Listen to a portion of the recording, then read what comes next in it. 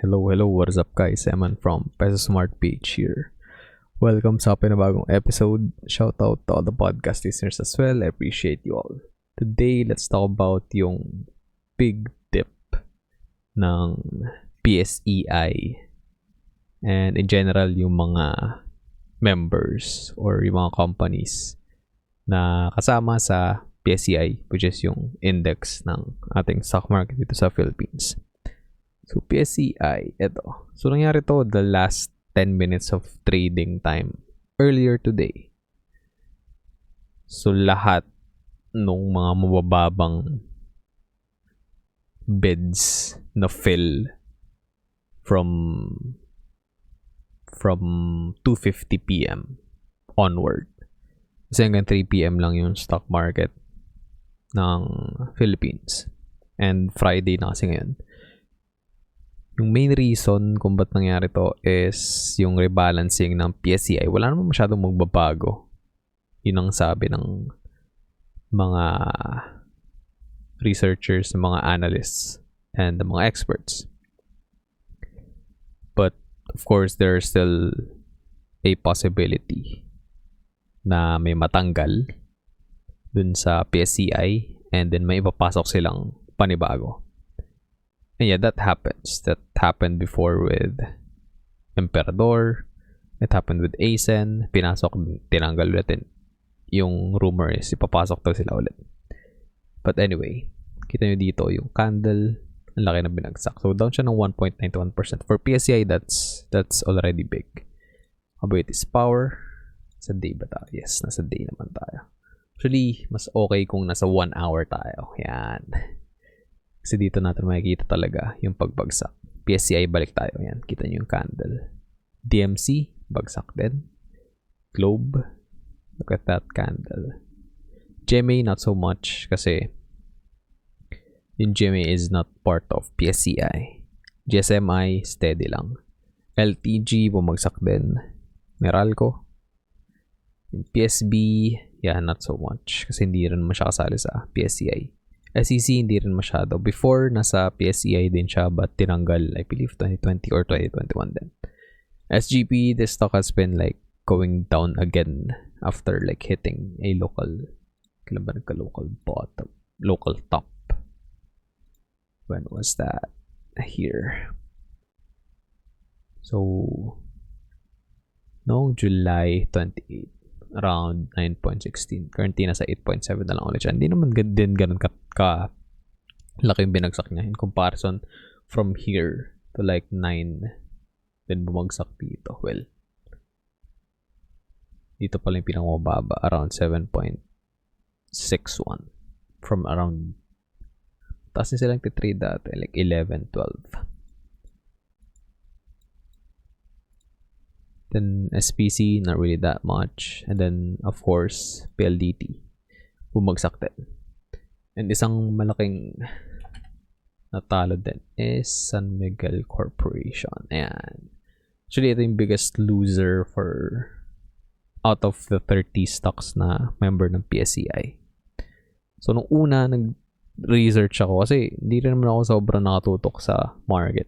Kasi bira naman akong bumili din. Especially, nagkaroon din ng konting rally recently. Actually, not really PSEi. Like, for example, PLDT. Ayan. Magkat din siya ng konti dito. And for July, sideways lang siya. So, hindi ganun ka-exciting para sa akin. So, gusto kong bumili, syempre, like, ito. Yung mga ganito. Yan, ang sobra ng RSI. Lalo na kapag long term na RSI. Yan, diba? And then dito, sa area na to, solid din bumili that time. And kung napanood nyo naman yung video ko, like at this level, I was telling you that it might be a good time to buy some PLDT shares at that time. But ngayon, possibly, this will open like another or start another run pababa. But still, like on Monday, it can be like reversed just like that. So, pwedeng umakyat din tayo. Same thing sa Globe. So, this price level, kung naabutan nyo agad yung video or yung episode, then I was not really urging you, but yeah, I'm just telling you na you might want to buy some globe stocks at this price point because it felt at that time na it was really attractive. And if you did, I mean, personally for me, I didn't really sell. Where is it? But no, wala. Hold on. Okay, so dito na pala siya. So nabago. For example, nakabili ka dito around 1696 or even sabihin natin 17. So well, dito down ka, hindi naman down no, but you just up around 6-ish percent, 6.7%. But yeah, kung nandito tayo, then we're talking about 13 to like 14% ang inakyat niya. But then again, biglang bumulusok ito. So yung hunch ko nung una, like, you can't really do that without insider information. I mean, I don't think na yung mga retail or ordinary investors were able to buy those low prices. Kasi tingnan natin yung oras kung kailan again na-fill yung mga bid orders na yun. And of course, hindi ka naman like mag-set ng ganong klaseng or kababa na buy order. Lalo na kapag pa-end na yung session for the day. And well, mag-e-end na rin yung session for the week. So here, kita natin 1.91% down yung PSEi. Around 6.5 na siya. And then bumaba siya to around 6.450. And then yung mga down na stocks 115 versus sa up na 58. So biggest loser is RLT. So this is a real estate company. And then dito na tayo sa stats. ROX, Ross Holdings, involved sila sa oil and like mining of oil. Then we have ABS-CBN Holdings Corporation or yung PDR nila. So this is owned by Lopez and then their other executives. So wala masyadong activity itong company na to, kundi para dun sa parang i-hold yung mga PDRs ng mga executives and of course ni Lopez. Then we have SMC. So down siya ng 10.52%. So that's really big. Nag-open siya ng 108, nag-close ng 97. That's crazy. And ito nangyari to on the day na nakita natin bumagsak ulit yung inflation dito sa Philippines. And that's from 5.4 nung June, 4.7 lang tayo for July. And then isa pa na magandang kumaga bullish sentiment dapat or bullish news is or yung mga financial statements, quarterly financial statements ng mga kumpanya. So PLDT up yung income, I believe AP up din yung income, but again they were still affected by this. Then lastly 10.7% down yung ABS-CBN mismo. So this is ABS-CBN Corporation, ito yung main stock nila. So pagka chinek natin yung Globe time and sales, so nung una yan nasa yung mga bumili pa nga ng 1.9 earlier today, but bumagsak din siya around 1.87-ish na presyo. And then kita natin dito ito malapit na matapos yung market. Okay, maraming gustong mag-bargain hunt. So akala ng iba since may bumili pa nga ng 1.9 earlier this morning, so ito bargain na talaga yung 1.871. But then again, this happened. Diba kita nyo? Saktong-sakto. Around 250. Yan, lahat yan 250. Na-fill lahat yan ng 1.811. So again, you can really do that if you're an ordinary investor or like a retail investor. Unless like meron kang like connection. I mean, nagte-trade siya, sabihin natin range bound siya ng around 1.870 to 1.9. Since I was like the lowest for the day and the highest. It doesn't really make sense to place a buy order na 1.811. Unless again, meron kang insider information kung ano yung mangyayari for this particular day. Na magda-dump itong mga brokers na to or yung mga, I'm not sure kung may mga hedge funds dito sa Philippines, but Yeah, probably yes.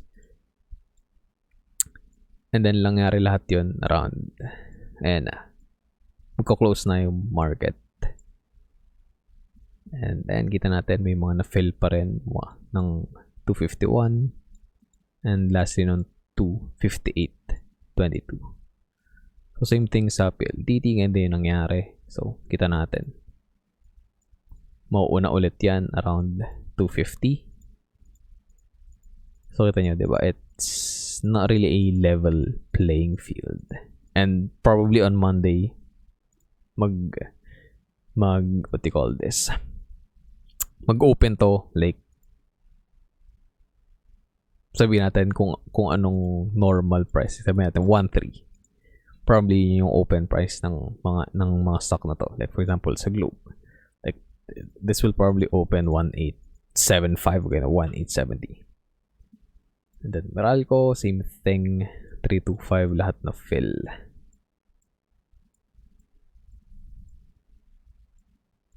And then 347 siya earlier. And then 350 pa nga, 352 nung umaga. And again, nung una wala akong information na makita. Kasi nag-search na rin ako kung saan-saan. Wala pang article sa Business World for some reason. Kasi usually mabilis naman sila mag-update dun and mag-post ng article about market news. But yeah, wala pa earlier. Well, not really earlier, but like a couple of minutes ago.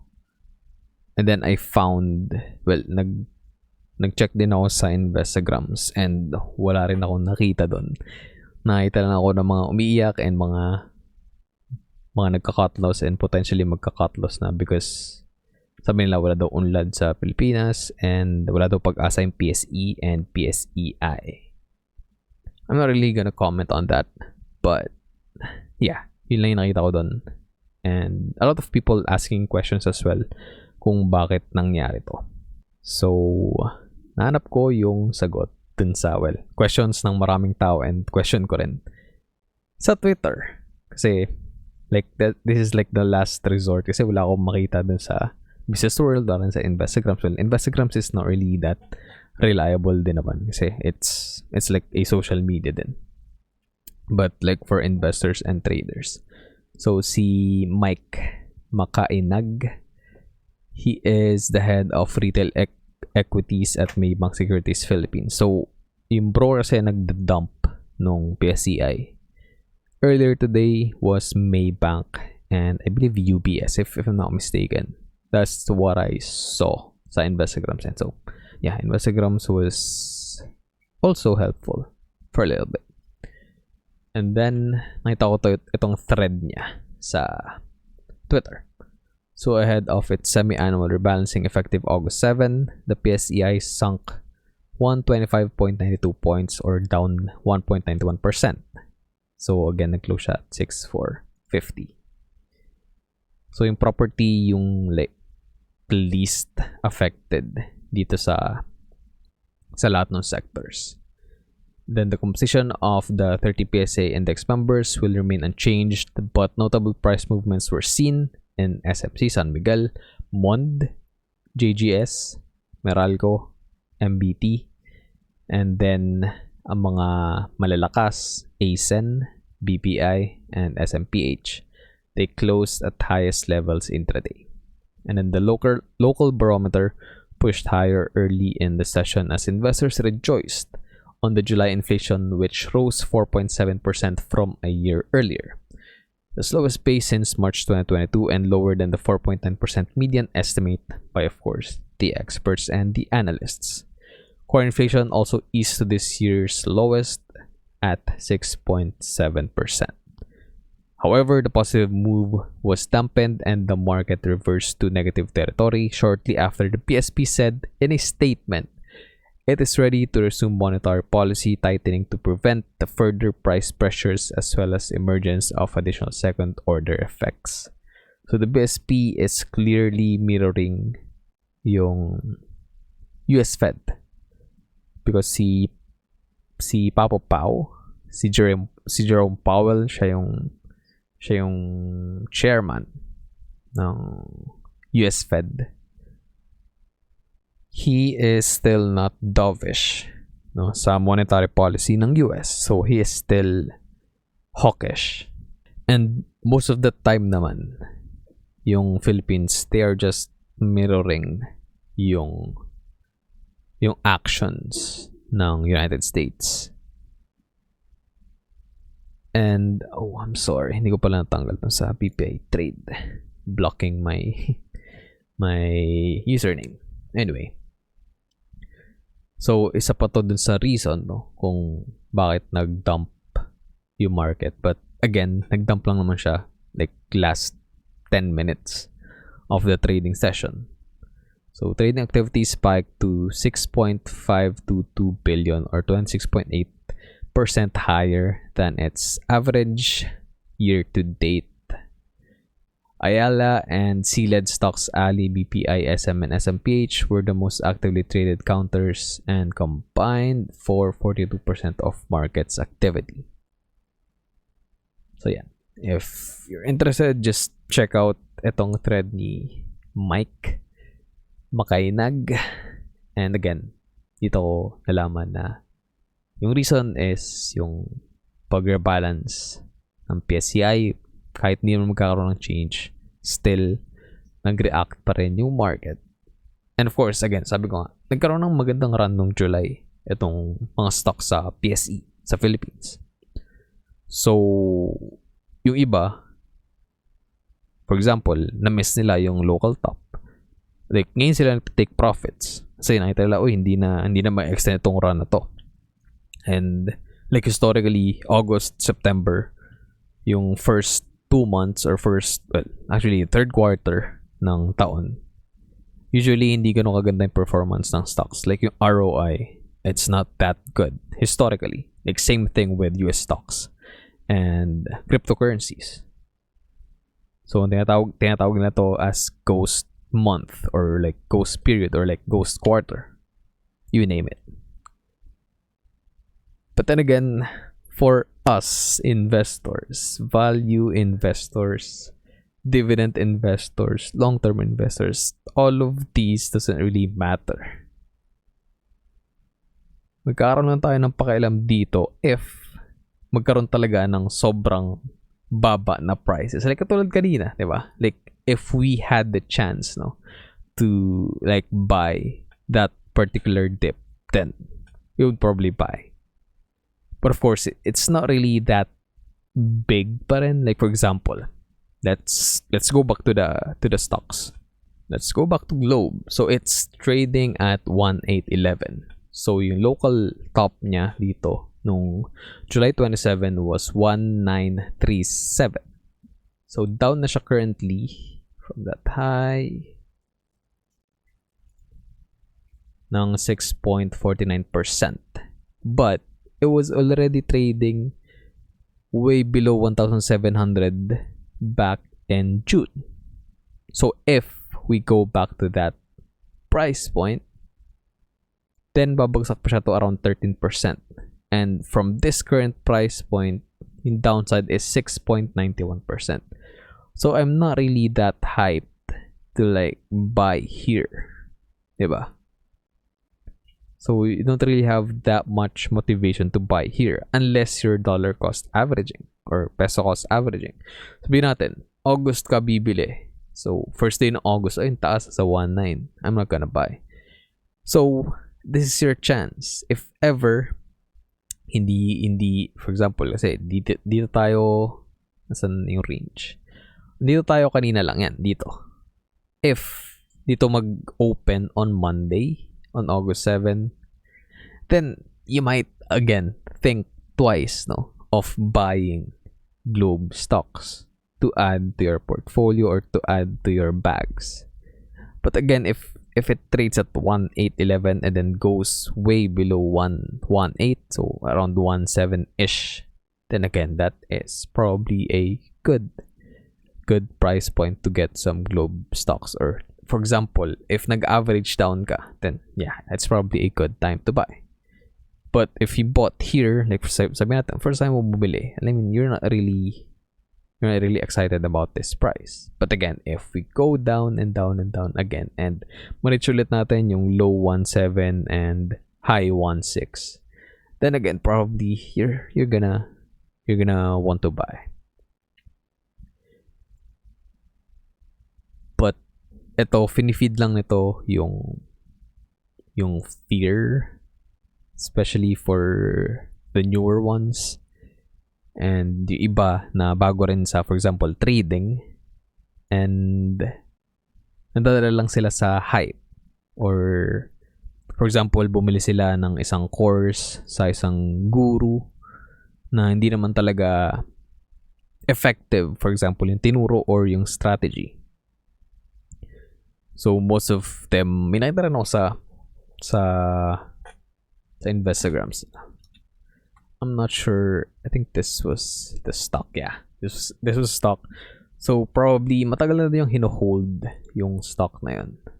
So probably that person bought here kasi na-hype eh. But if you studied itong company na to, you won't really buy this if you're a long-term investor. Kasi hindi naman sila kumikita eh.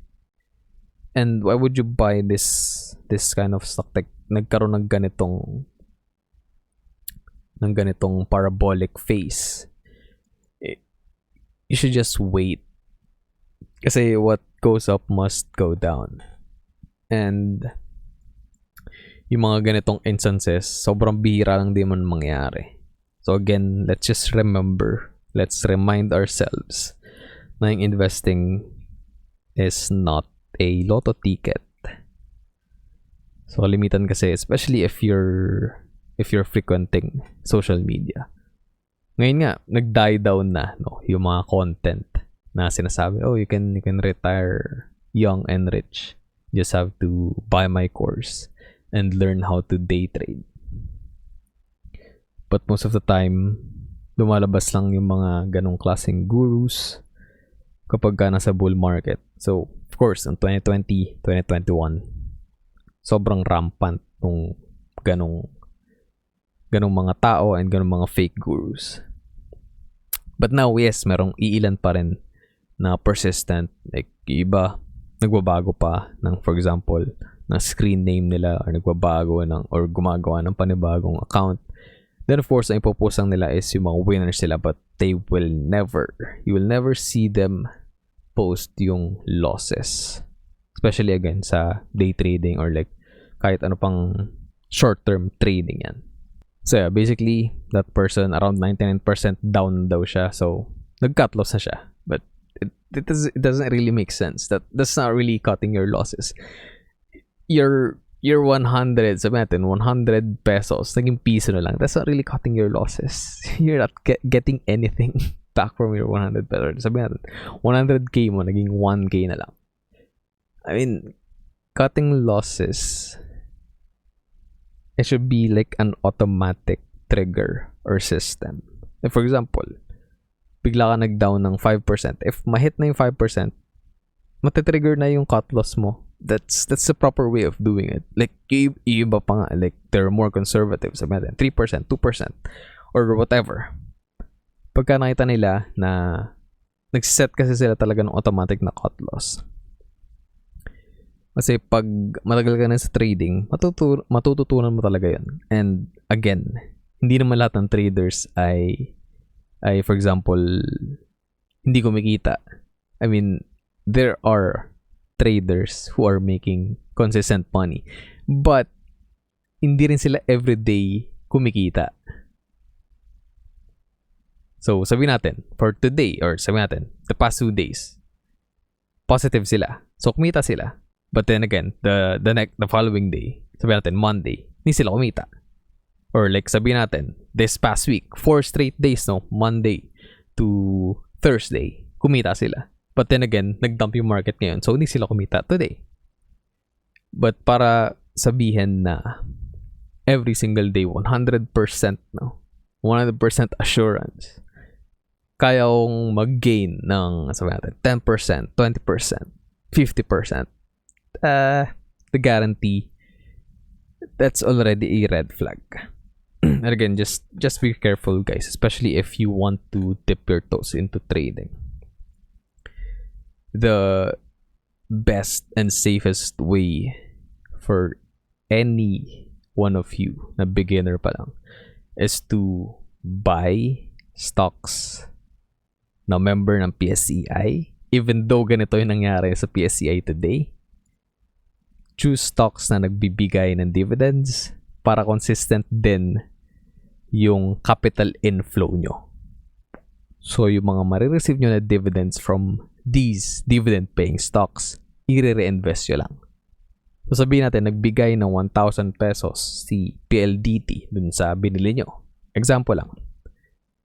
I-reinvest nyo lang. Yung 1,000 pesos na yun, hindi nyo i-withdrawin, hindi nyo gagalawin. Hindi nyo ipambibili ng ibang stock.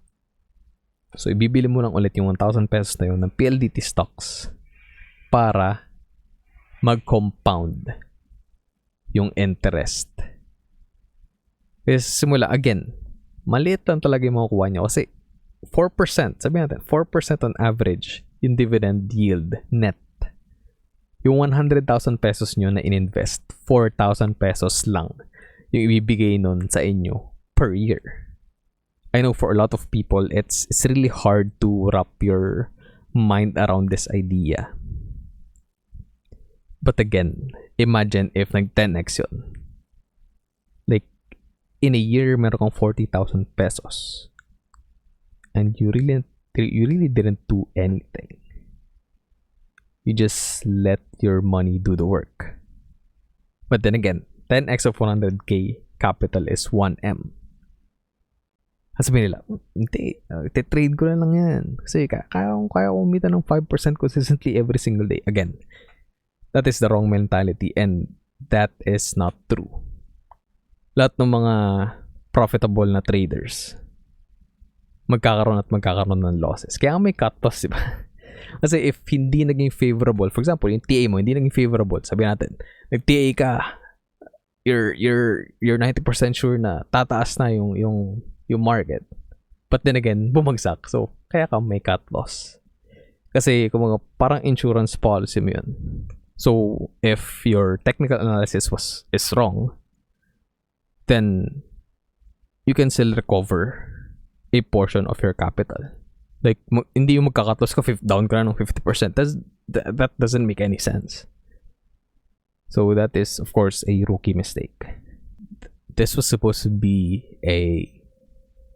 an FYI video, and let's just keep it short. I'm not gonna extend this kasi I'm sort of ranting na about stuff, but hopefully may natutunan pa rin kayo and may napulot pa rin kayo. So yeah, anyway, let's end the episode here, guys. If you liked my content, then please make sure that you give this video a thumbs up and subscribe na rin to my channel para wala mo miss out sa mga uploads ko every now and then. So hindi na consistent yung uploads natin, I know, but yeah, I'm still trying. And you may also check me out and follow me sa mga social media platforms ko. I'm on TikTok, Facebook, Instagram, and Twitter at MNPSPH. Again, thanks for watching and listening, everyone. Stay safe. I'll see you all in the next episode. Always remember, be Peso smart.